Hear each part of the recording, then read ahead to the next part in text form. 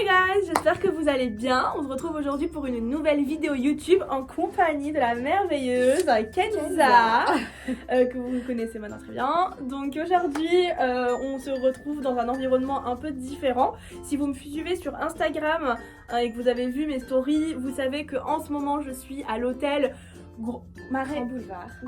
Marais Grand Boulevard. Waouh, j'ai trop bugué. Marais Grand Boulevard à Paris. Donc on s'est fait un petit week-end entre guillemets parce qu'on est là lundi, mardi. Entre copines et du coup on en profite de se retrouver pour faire une vidéo qui va être en rapport avec la vie étudiante vs la vie professionnelle. Donc on va discuter de notre expérience chacune, on va parler des différents thèmes qui peuvent être abordés sur le sujet et ensuite voilà, ça vous permettra à vous d'appréhender en avance ce qui pourrait vous arriver quand vous aurez terminé vos études cette année si vous êtes en dernière année d'études. Exactement. Voilà, donc c'est parti. 1, 2, 3, let's switch this up.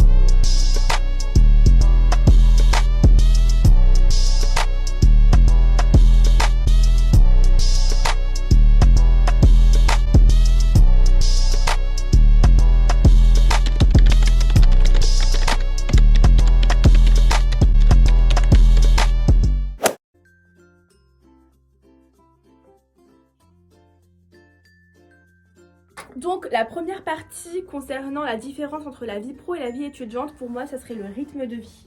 Ouais. Donc vraiment on a un rythme de vie très différent, que ce soit par rapport au week-end, par rapport aux vacances, par rapport aux journées en tant que telles, quand on travaille ou quand on est à l'école, c'est très très différent. Première différence selon moi c'est les week-ends. Pourquoi ? Parce que quand on est en vie étudiante, donc c'est un point négatif selon moi pour la vie étudiante, c'est qu'on a toujours des trucs à faire, des devoirs à faire, des examens à réviser, ce genre de choses, des projets à rendre et tout. Alors que dans la vie pro, des week-ends, c'est des week-ends. C'est ça, exactement. C'est qu'on travaille vraiment pas. Ouais. Donc c'est vraiment cool. Après, bon, il y a des nuances. Il me semble que toi, Kenza, tu as un rythme de vie qui est un peu différent. Voilà, moi je travaille du coup actuellement aux urgences. Et aux urgences, bah, nous on travaille, on n'a pas d'emploi du temps du lundi au vendredi, des horaires de bureau 9h-18h par exemple. Si on peut travailler en semaine, en journée, la nuit, le week-end, c'est un peu... Oui, voilà. Voilà, donc j'ai pas de vrai week-end, mais après je considère quand je travaille pas lundi et mardi par exemple, bah, c'est mon week-end quoi. Oui, voilà. Même si c'est pas un week-end. Oui, clairement. D'ailleurs, ça peut être une différence aussi que tu vis entre le moment où tu travaillais pas et le moment où tu travailles, c'est qu'avant tu avais tes week-ends. Qui est différent. Voilà, avant j'avais mes week-ends pour réviser en soi. Donc, oui, voilà. Mais voilà. Après, ok. Donc ça c'est la première différence qui est assez flagrante en tout cas quand on commence à travailler. La deuxième différence selon moi c'est aussi les soirées. C'est-à-dire que quand on rentre du boulot, on a vraiment fini le boulot. Donc on n'a vraiment plus rien à faire. C'est ça. Et donc ça s'apparente un peu à ce qu'on vient de dire sur les week-ends, contrairement à la vie étudiante où là vraiment quand tu rentres le soir, bah, des fois tu dois faire les devoirs du lendemain ou faire ce genre de choses. Et il y a aussi autre chose par rapport aux soirées. C'est que quand on est étudiant, le point positif du coup des soirées étudiantes, c'est qu'on peut se permettre de passer une soirée un peu à faire la fête. Voilà. Donc sorties en boîte de nuit, les bars qui finissent à pas d'heure. C'est ça, les jeudis soirs en général. Voilà, et du coup le vendredi on se dit bon bah au pire on dormira en cours. Voilà, on va pas trop suivre et tout, ou je vais sécher. Pas trop d'impact, voilà, c'est ça. Alors que dans la vie pro tu peux pas sécher un jour. Et t'as des obligations, et tu dois assumer, tu dois être en capacité de travailler, donc tu peux plus te permettre de faire n'importe quoi. Voilà, c'est ça, la veille, il y a une heure où tu dois aller dormir. C'est ça, donc en fait on a des soirées plus tranquilles parce qu'on n'a pas de devoirs, mais on est plus contraint par le lendemain, donc il faut pas faire n'importe quoi et rentrer à pas d'heure et donc il faut vraiment trouver, on va dire, un rythme de vie plutôt sain pour pouvoir assumer après tous les jours de travail. Exactement. Donc voilà, donc il y a ces deux points là. Après le gros point négatif pour moi de la vie pro, c'est les congés. Donc ça fait partie aussi du rythme de vie. Les 5 semaines de congés par an, quand tu rentres dans le monde professionnel et que tu as été habitué à avoir tout ton été, les 2 mois de vacances, c'est horrible. Des vacances 2 semaines par-ci par-là pendant l'année. Tu te dis mais c'est rien. Comment les gens font pour vivre? C'est vraiment horrible. Enfin, tu t'es là et tu peux ne prendre que 25 jours de congés payés par an. Donc moi j'ai le cas où j'ai 10 jours de RTT en plus, donc c'est jours de repos supplémentaires parce qu'on travaille plus que ce qu'on doit travailler, donc on a des jours de repos supplémentaires qui font que en tout moi j'ai 35 jours dans l'année, dont 3 jours obligatoires que je ne choisis pas moi, qui sont choisis automatiquement par l'entreprise. Donc en soi, voilà, j'en ai Ça tombe 32 à... Ok. Ça tombe genre à peu près vers les jours fériés. Ouais, c'est ça. Mais pour genre le coup, les ponts et tout, voilà, c'est ça. Donc en gros, j'ai 32 jours que je peux poser dans l'année. 32 jours, c'est pas grand chose. C'est rien. C'est pas beaucoup, Ça passe c'est. vite. Ouais, sachant que dans les 32 jours, faut compter Noël, le Nouvel An, c'est ça. l'été, faut compter toutes les vacances quoi. Ouais, faut bien anticiper, arriver à bien les dispatcher quoi. Et Et c'est ouais. pas forcément facile au début, je pense. Moi, franchement, j'ai des difficultés avec ça parce que déjà, j'arrive pas à organiser mes propres vacances. Avant, j'avais trop l'habitude, genre, c'est bon, juillet, août, on va voyager. Et là, en fait, il faut que je trouve quand est-ce que je peux poser mes congés en fonction de mon entourage. C'est ça. Et enfin, c'est toute une organisation, Ouais. c'est super compliqué. Ce qui rentre également dans le rythme de vie, selon moi, c'est l'équilibre vie pro, vie perso.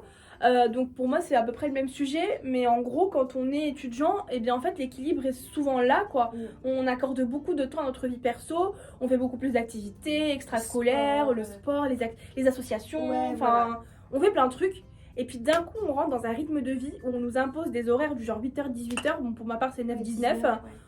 Et en gros, t'es là et tu te dis, faut que je rentre, faut que je prépare à manger, faut que je dorme tôt pour que le lendemain je sois opérationnelle. Et dans ce rythme-là, faut pouvoir intégrer les activités qu'on faisait avant et c'est quelque chose qui est très compliqué. Ouais, c'est ça. Donc voilà, sachant qu'il faut pas se dire, bon bah il y a les week-ends, c'est pas assez. Le week-end, Oui. t'as juste le temps de sortir voir tes potes, organiser, ranger ton appart. Tu fais les courses. Ouais, en fait, c'est vraiment ça. C'est en fait une question de responsabilité où tu ne peux plus genre, te permettre de faire n'importe quoi. Et donc, il faut vraiment trouver un équilibre qui est très important et qui est très très compliqué à trouver. Et je suis en train de travailler sur ça, moi perso, en ce moment. Parce que ben, j'ai vraiment perdu ma vie perso. Et ce qui est compliqué aussi, c'est qu'on passe de journées où on peut se reposer quand on est à la fac. Les cours, ça peut ne pas être très fatigant selon notre investissement. Alors que quand on est au travail, c'est des journées qui sont quand même assez intenses, très fatigantes. Et du coup, bah, quand tu arrives à 18h, 19h quand tu sors, c'est pas la même chose quand tu sors de la fac. Je trouve que quand tu sors du travail, genre la fatigue n'est pas la même. Là, t'as juste envie de rentrer chez toi et de rien faire. C'est ça. Alors que quand t'es étudiant encore, tu dis bah c'est le début de la journée, on va pouvoir sortir, Ouais. on va pouvoir faire du sport. Clairement. T'as pas la même énergie, tu vois. Ah oui, clairement. Moi, je me souviens, quand je sortais des cours, il pouvait être 18h, j'avais encore la force c'est ça. de sortir, de faire les courses, de voir mes potes. Enfin, c'est très différent. En effet, la fatigue n'est pas la même. En effet. Donc voilà, par rapport à la vie pro, vie perso, si j'ai un conseil à vous donner, c'est de vraiment vous concentrer quand même là-dessus dès que vous commencez votre travail pour rapidement avoir une routine perso qui est bien pour vous et ne pas rentrer dans cette mauvaise routine de métro, boulot, dodo. Et ça, faut vraiment pas rentrer dedans. Ouais, je suis d'accord. Voilà. Sinon, ça devient vite triste. Ouais, très triste, en effet. Ouais, horrible. Un autre point super important dans la vie pro, c'est qu'on se rend rapidement compte de l'importance de la hiérarchie et des objectifs que vous avez au quotidien. C'est quelque chose de très stressant. Après, ça dépend bien évidemment des métiers. Et des métiers où on le sent moins, des métiers où on le sent plus. Moi, clairement, mon métier, c'est les objectifs. Donc moi, je suis au summum de mon stress. Quand vous rentrez dans la vie professionnelle, en fait, vous êtes engagé avec une entreprise, vous avez une hiérarchie qui également a des objectifs et ces objectifs sont de faire en sorte que vous travaillez bien. Donc, en fait, il y aura toujours un peu ce stress, entre guillemets, de se dire, bah, on est dépendant d'une personne qui est aussi dépendante d'une personne et donc, en fait, il y a toute la hiérarchie qui fait qu'à un moment donné, quand vous êtes, vous démarrez à peine, vous êtes un peu en bas de l'échelle, entre guillemets, vous avez vraiment le poids des objectifs un peu sur les épaules parce que vous devez satisfaire votre manager qui doit satisfaire son manager, etc., etc. Et donc en fait c'est très particulier comme sentiment parce qu'on a l'impression qu'on a des objectifs, qu'on est engagé quand on est à l'école. Pas du tout, ça n'a rien à voir, vraiment ça n'a rien à voir. Donc en fait il faut, si vous êtes quelqu'un comme moi qui a du mal avec la responsabilité, les gens qui ne vous laissent pas d'autonomie, etc. Vous devez apprendre à l'accepter très rapidement parce que vous aurez souvent des responsables qui vont vous montrer que c'est vos responsables. Et ça, j'ai eu des retours d'expérience de tout mon entourage sur la même chose. Et c'est quelque chose qui n'est pas très facile.